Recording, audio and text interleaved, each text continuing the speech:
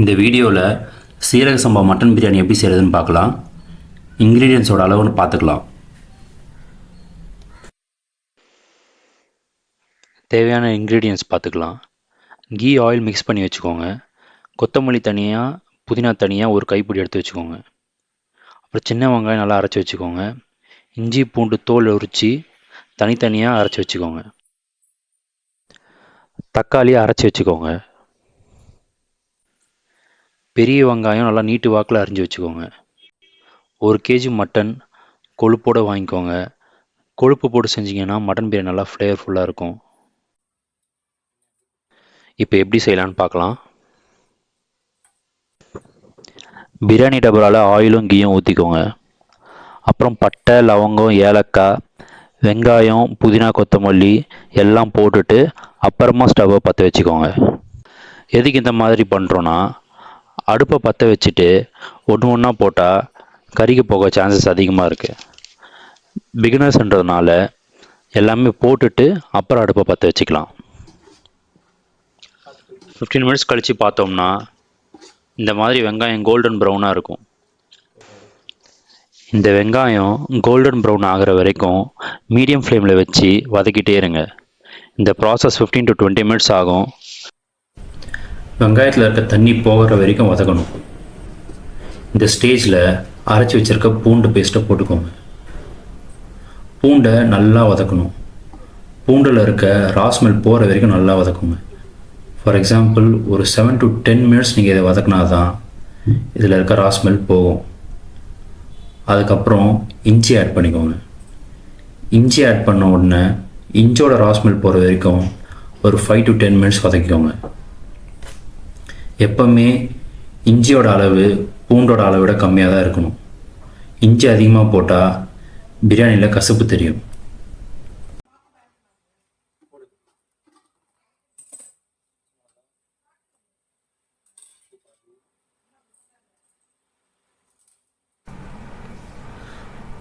அப்புறம் பச்சை மிளகா, மட்டன், சில்லி பவுடர், எடுத்து வச்சுருக்க உப்புள்ள பாதி இதெல்லாமே ஆட் பண்ணிக்கோங்க. ஆட் பண்ணிவிட்டு நல்லா மிக்ஸ் பண்ணிக்கோங்க. அப்புறம் ஒரு 5 மினிட்ஸ் மூடி போட்டு அப்படியே விட்டுருங்க.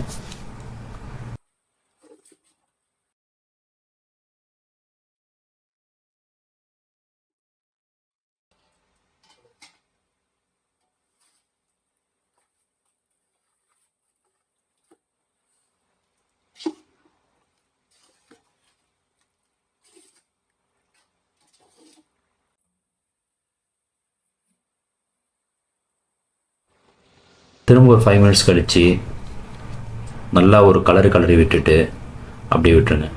எதுக்கு 5 மினிட்ஸ் ஒரு வாட்டி இந்த மாதிரி கலர்றோன்னா அப்போ தான் அடி பிடிக்காமல் இருக்கும்.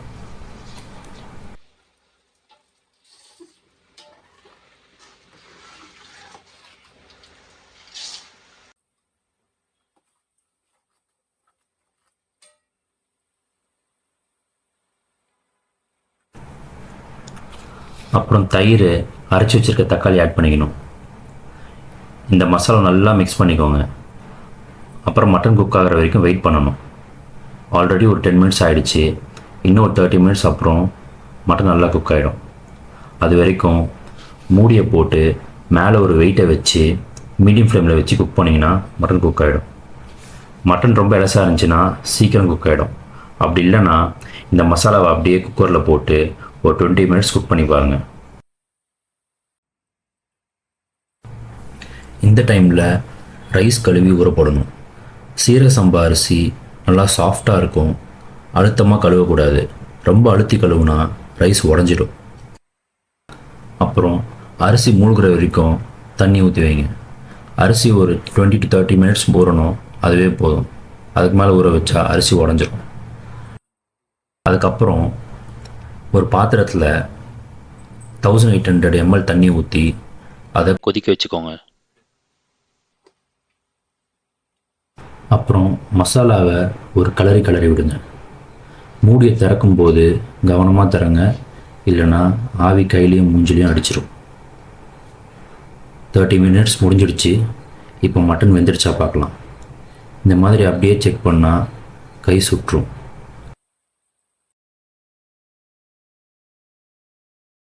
அதனால் ஒரு கிண்ணத்தில் தண்ணி ஊற்றி அதில் மட்டன் பீஸ் போட்டு செக் பண்ணுங்க. மட்டன் நல்லா வெந்துடுச்சு, நல்லா உடையுது பாருங்கள்.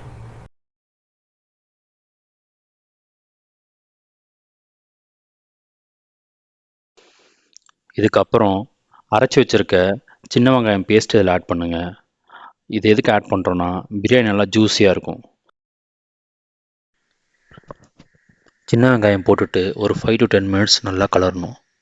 அப்படியே விட்டால் தான் அதோட பச்சை ஸ்மெல் போகும்.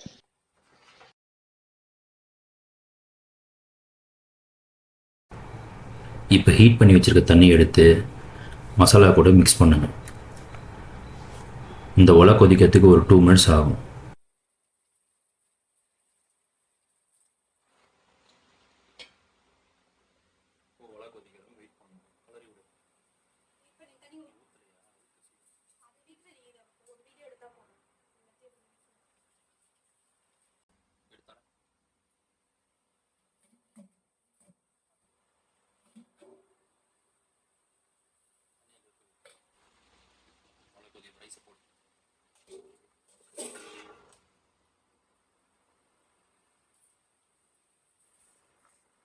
நல்லா கொதிச்சதுக்கப்புறம் ஊற வச்ச அரிசியை பொறுமையாக மசாலாவில் கொட்டுங்க.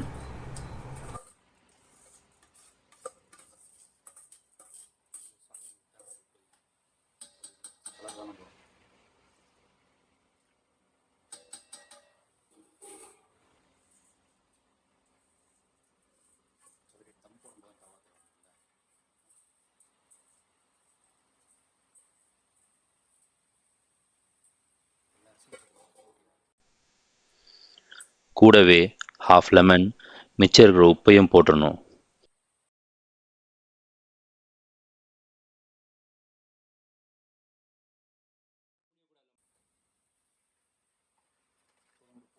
இப்போது உப்பும் புளிப்பும் மசாலாவில் கரெக்டாக இருக்கான்னு பார்க்கணும்.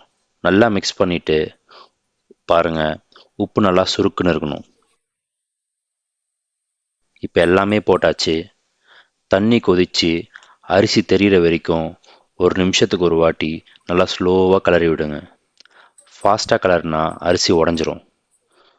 ஸோ இந்த பதத்துக்கு வந்த அப்புறம் மேலே அரிசி தெரியும். இதுக்கப்புறம் தம் போட போகிறோம். தம் போடுறப்போ வீட்டில் பழைய தோசைக்கல் இருந்துச்சுன்னா எடுத்து 1 மினிட் ஹீட் பண்ணிக்கோங்க. அப்புறம் இந்த பிரியாணி டபராவை எடுத்து அது மேலே வச்சுருங்க.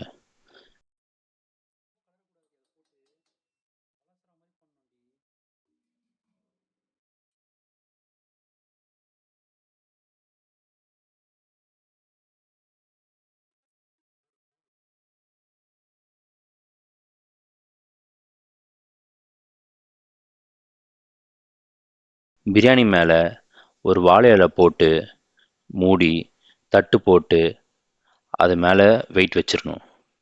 5 மினிட்ஸ் மீடியம் ஃப்ளேமில் வச்சிடணும். 5 மினிட்ஸ்க்கு அப்புறம் ஒரு 15 மினிட்ஸ் லோ ஃப்ளேமில் இருக்கணும். 15 மினிட்ஸ்க்கு அப்புறம் ஆஃப் பண்ணிவிட்டு ஒரு 5 மினிட்ஸ் அப்படியே விட்டுருங்க.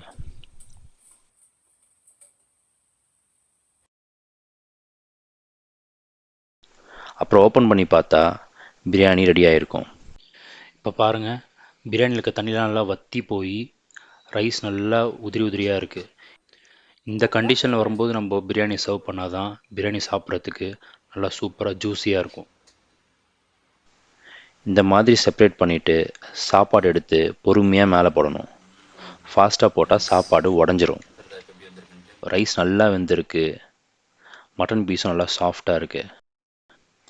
பிரியாணிக்கு எக் வச்சு சாப்பிட்றவங்க இந்த மாதிரி எக்கை நல்லா சீவி போட்டு சாப்பிடுங்க, டேஸ்ட்டாக இருக்கும். ட்ரை பண்ணிவிட்டு உங்கள் கமெண்ட்ஸை சொல்லுங்கள்.